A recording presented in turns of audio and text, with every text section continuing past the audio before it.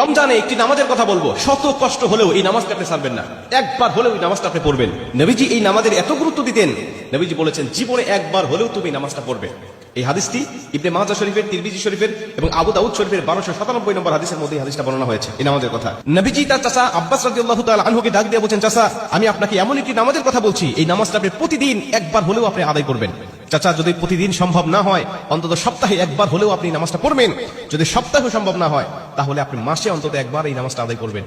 চাচা যদি মাসেও আপনার পক্ষে কষ্টকর হয়ে যায়, বছরে একবার পড়বেন। যদি বছরেও না পারেন, জীবদ্দশায় অন্তত একবার হলেও নামাজটা পড়বেন। কারণ এই নামাজটা এত পাওয়ারফুল নামাজ, এই নামাজটা আদায় করার কারণে আপনার প্রকাশ্যে অপ্রকাশ্যে যত গুনাহ করেছেন, আপনার ইচ্ছায় অনিচ্ছায় যত গুনাহ করেছেন, আপনার অতীত জীবনে যত গুনাহ করেছেন, সব গুনাহ আল্লাহ আপনাকে ক্ষমা করে দিবে।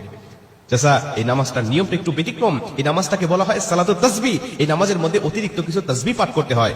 সুবহানাল্লাহ, আলহামদুলিল্লাহ, লা ইলাহা ইল্লাল্লাহ, আল্লাহু আকবার। এই চারটা তাসবিহ একত্রিত করে সুবহানাল্লাহি ওয়াল হামদুলিল্লাহি ওয়া লা ইলাহা ইল্লাল্লাহু আল্লাহু আকবার, এই তাসবিহগুলো, এই বাক্যগুলো এখানে পাঠ করতে হয়। 4 রাকাত বিশিষ্ট এই নামাজ সালাতুত তাসবিহ 4 রাকাত পড়তে হয় এক নিয়তে। 4 রাকাত নামাজে প্রতি রাকাতে 75 বার করে করে মোট 300 বার এই তাসবিহটা পাঠ করতে হয়। সুবহানাল্লাহি ওয়াল হামদুলিল্লাহি ওয়া লা ইলাহা ইল্লাল্লাহু আল্লাহু আকবার, এই তাসবিহটা, এই দোয়াটা 75 বার করে করে প্রতি 4 রাকাতে মোট 300 বার করে আপনি পাঠ করবেন। কি নিয়মে পাঠ করবেন আমি আপনাকে নিয়মটা শেখাচ্ছি।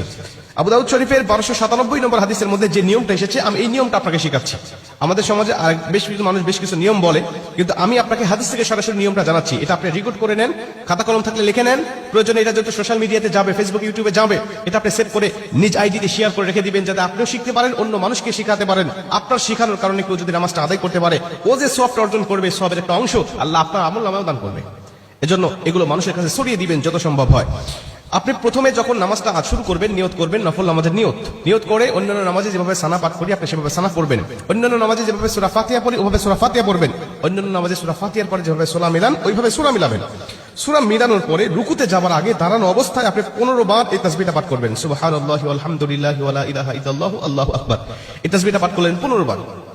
15 বার পাঠ করার পর আপনি রুকুতে চলে গেলেন। রুকুতে গিয়ে রুকুর যে তাসবিহটা আছে, এই তাসবিহটা পাঠ করার পরে সুবহানা রাব্বিল আযীম বলার পরে আপনি এই তাসবিহটা আবার পাঠ করবেন 10 বার। সুবহানাল্লাহি ওয়াল হামদুলিল্লাহি ওয়া লা ইলাহা ইল্লাল্লাহু আল্লাহু আকবার, এই 15 বার আর 10 বার 25 বার।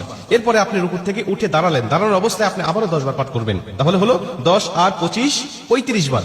এরপরে আপনি রুকুতে চলে যাবেন। রুকুতে গিয়ে রুকুর তাসবিহটা পাঠ করার পরে আবারও পড়বেন 10 বার। এই হলো 35 আর 10 45 বার। এরপরে আপনি রুকু থেকে আবার উঠে বসে পড়লেন। বসার পরে আপনি আবার পড়বেন 10 বার। 45 আর 10 55 বার। এরপরে আপনি আবার রুকুতে চলে যাবেন। রুকুতে গিয়ে রুকুর তাসবিহ পাঠ করার পরে আবার পড়বেন 10 বার। এই হলো 10 আর 55 65 বার। এরপরে রুকু থেকে যখন উঠবেন, উঠে প্রথম রাকাতে আপনাকে দাঁড়াতে হবে, না দাঁড়িয়েই আপনি বসা অবস্থায় আবার 10 বার পাঠ করবেন। এই হলো 65 আর 10 75 বার। দ্বিতীয় রাকাতে ঠিক একই নিয়মে, তৃতীয় রাকাতে ঠিক একই নিয়মে, চতুর্থ রাকাতেও একই নিয়মে, এই 4 রাকাতে 75 বার করে করে যখন 300 বার পাঠ করে আপনি সালাম ফিরিয়ে নামাজটা শেষ করবেন, সালাতুত তাসবিহ নামাজটা আপনার আদায় হয়ে গেল। এই নামাজ শেষ করে আল্লাহ পাকের কাছে আপনি দোয়া করবেন, যেভাবে ইচ্ছা চাইবেন আল্লাহ পাক আপনার দোয়াটাকে কবুল করে নেবে। আমরা দেখেছি বেশ কিছু পিকচারের মধ্যে, বেশ কিছু জায়গায়, বেশ কিছু লেখায় আপনি এই নিয়মটা বর্ণনা করার পাশাপাশি একটু ব্যতিক্রম বর্ণনা করা হয়েছে, যে শেষ রাকাতে সিজদা থেকে উঠে বসে না পড়ে রুকুতে যাওয়ার আগেই মোট 25 বার পড়তে হবে। অর্থাৎ রুকুতে যাওয়ার আগে 10 বার আর সানা পড়ার পরে 15 বার। এই নিয়মটা বর্ণনা করা আছে, কিন্তু হাদিস শরীফের মধ্যে আমি যেটা বললাম এই নিয়মটা বর্ণনা করা আছে। অতএব এই নিয়মে যদি আপনি নামাজটা আদায় করেন, আশা করা যায় আপনার নামাজটা কবুল হয়ে যাবে।